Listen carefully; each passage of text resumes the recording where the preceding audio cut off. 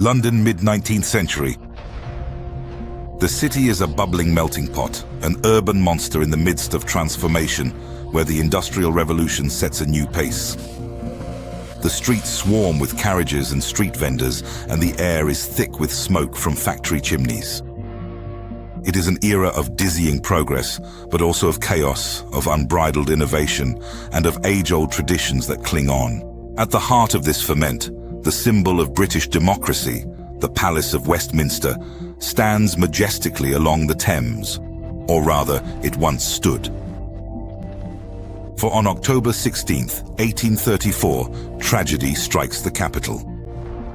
A colossal fire, born from the burning of thousands of medieval tally sticks, ravages the old palace. The flames devour the London sky, reducing centuries of parliamentary history to ashes. This disaster, though devastating, is also a catalyst. It paves the way for an ambitious reconstruction, a chance to build a parliament worthy of the power and influence of the British Empire. The idea is to create an architectural masterpiece that would embody the nation's grandeur. Amid the complex plans for the new parliament, a bold vision takes shape, that of a colossal clock tower. This would not be just any clock, but a monument defying the standards of the time, capable of striking the hour with unmatched precision throughout the city. The visionary architects Charles Barry and Augustus Pugin are the masterminds behind this grand project. Barry, with his majestic neo-Gothic approach, and Pugin, with his obsessive attention to medieval detail, set themselves to the task.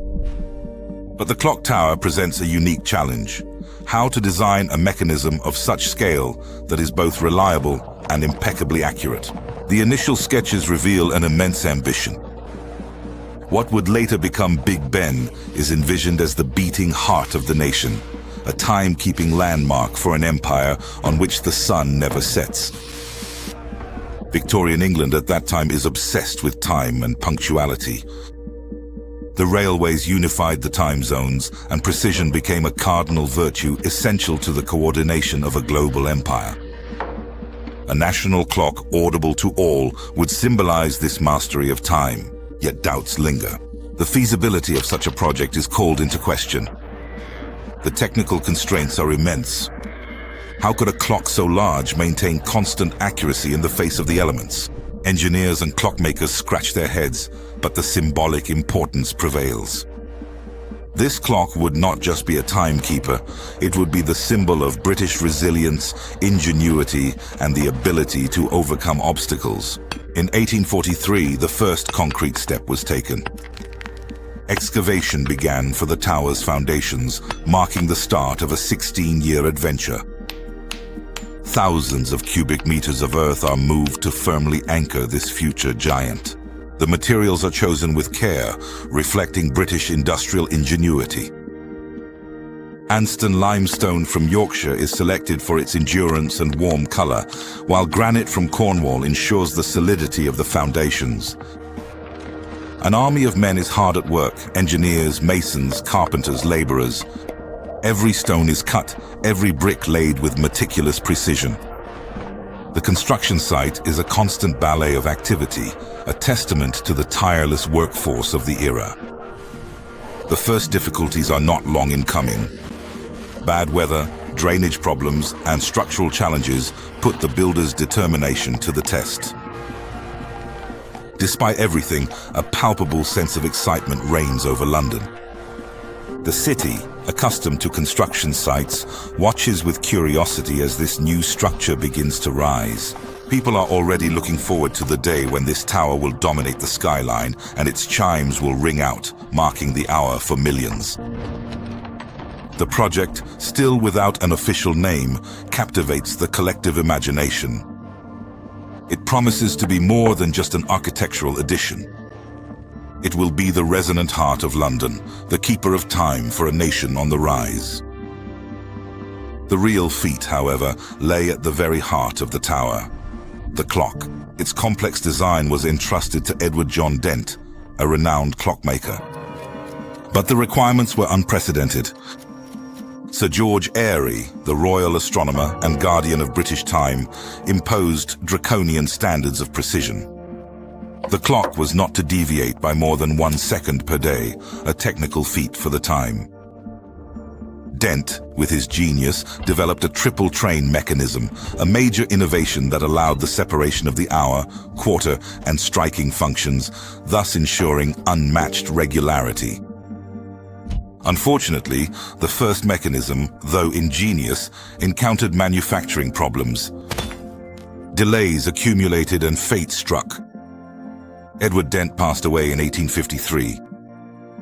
It was his son-in-law, Frederick Dent, who took up the torch, determined to honor his predecessor's legacy. He completed the clock, brilliantly solving the final technical challenges. Meanwhile, the tower itself was rising, stone by stone. The masonry techniques used were of unmatched strength, designed to last for centuries. Transporting heavy materials, massive stone blocks, wrought iron beams, to the site in the heart of a densely populated London posed a colossal logistical challenge. Draft horses hauled carts along cobblestone streets under the curious gaze of passers-by. The workers, often from the city's poor neighborhoods, labored under harsh and dangerous conditions, perched on wooden scaffolding that rose ever higher. Every day was a struggle against vertigo, wind, and cold, but the pride of building a monument for eternity drove them on. The primitive cranes operated by men and horses were marvels of engineering, capable of lifting impressive loads with surprising precision. The structural challenges were immense. The tower had to support not only its own weight, but also the colossal weight of the bells and the clock mechanism. Deep foundations and clever architectural design were essential to ensure its stability. The most dramatic moment of the construction was undoubtedly the casting of the bells. The first large bell, nicknamed Great George, was cast in 1856, but during testing, it cracked irreparably under the force of the hammer. A hard blow for the project. Undeterred, a new bell was ordered. It was George Mears from the famous Whitechapel foundry who had the honor of recasting it in 1858. This time the casting was a success.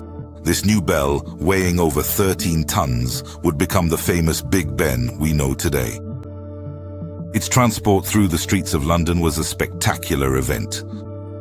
Pulled by 16 horses, the giant bell paraded before thousands of amazed Londoners who crowded to catch a glimpse of this future sonic giant. It was a true parade, a popular celebration even before the bell reached its final location. Once the bell was hoisted, the installation of the clock faces began. Each measuring 7 meters in diameter, they were of monumental size. The complexity of their nighttime illumination required hundreds of gas burners, whose flames were maintained by dedicated keepers climbing narrow staircases to ensure the time was visible, even in the dark. The final adjustments were the most delicate. Repeated tests and meticulous adjustments of the mechanism were necessary to guarantee the precision demanded by the royal astronomer. The pressure from the public and the authorities was constant, impatient to see the clock in operation. Despite the inherent risks of such a construction site, innovations in safety were introduced, even though accidents, unfortunately, remained numerous. The clock tower, with its neo-Gothic style, blended perfectly with the architecture of the new Parliament, crowning the building with a sober and timeless majesty. It was ready to make history. Finally, after years of relentless work, the final installation of the clock's sophisticated mechanism and monumental hands was completed. On May 31st, 1859, at midnight, the first chimes of Big Ben rang out in the London sky, marking not only the hour, but also the triumphant completion of a bold project. The public's reaction was a mix of wonder and pride. Crowds gathered to listen to this new sonic giant, celebrating the architectural and technical marvel that would now set the rhythm of their daily lives. Big Ben's impact on the lives of Londoners was immediate and profound. Its accuracy, despite the initial technical challenges, became a global benchmark. Sailors calibrated their chronometers, merchants adjusted their schedules, and the life of the city synchronized to the sound of its chimes. The nickname Big Ben itself, whose origin remains a subject of debate. Some attribute it to Sir Benjamin Hall, the Commissioner of Works, others to the famous boxer Benjamin Count, quickly became rooted in popular language, becoming synonymous not only with the Great Bell, but with the entire clock tower. Big Ben's influence quickly extended beyond the borders of England. Its design and precision inspired other clock and tower projects around the world, seeking to emulate its grandeur and reliability. Decades later, in 2012, to mark Queen Elizabeth II's Diamond Jubilee, the tower was officially renamed Elizabeth Tower, a tribute to the monarch and her reign. But for many, it will forever remain Big Ben. Big Ben's role was not limited to that of a simple timekeeper. During both World Wars, while London was under bombardment, the unwavering sound of Big Ben, broadcast by the BBC, became a powerful symbol of resilience and hope for the British nation and the free world. Its voice carried a message of perseverance in the face of adversity. Over the decades, the maintenance and preservation of the clock and the tower have become a constant challenge. Worn gears, bad weather, and pollution have required complex and costly restorations. Scaffolding has enveloped the tower on several occasions, temporarily masking its splendor. But these efforts were essential to preserve this World Heritage Site. Each restoration is a testament to the ongoing dedication to keeping this symbol alive. Today, Big Ben remains a powerful emblem of British parliamentary democracy, a silent guardian of the debates and decisions that shape the nation. Its constant presence in film, television, and literature has reinforced its status as a global icon, instantly recognizable by millions of people. The distinctive sound of its bells, broadcast over the airwaves, continues to connect people far beyond the banks of the Thames. There is a deep emotional connection that Big Ben establishes with individuals, going beyond its simple function of telling time. It is a reminder of human perseverance, ingenuity, and the ability to build something lasting and meaningful. When we contemplate Big Ben, we see not just a clock, but a monument to history, to the efforts of thousands of hands and minds that shaped it. It continues to mark the passage of time, a silent witness to the ages, inviting us to appreciate not only its physical grandeur, but also the timeless story it embodies.